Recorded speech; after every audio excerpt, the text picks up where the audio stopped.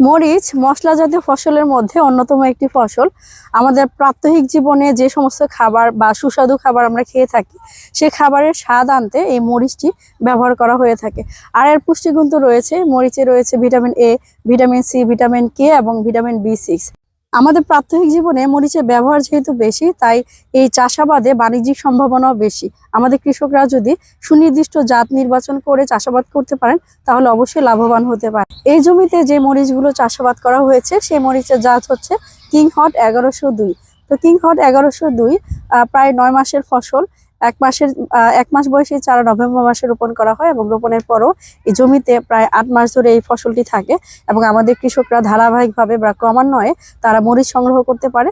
এবং রমজান মাসের কথা বিবেচনা করে এই মরিচটি চাষ করা হয়েছে, যেহেতু দীর্ঘদিন ধরে এটি থাকছে এবং ক্রমান্বয়ে মরিচ সংগ্রহ করতে পারছেন। তো আশা করছি যে এই জাতটি চাষ করে আমাদের কৃষকরা লাভবান হতে পারবেন। ধন্যবাদ।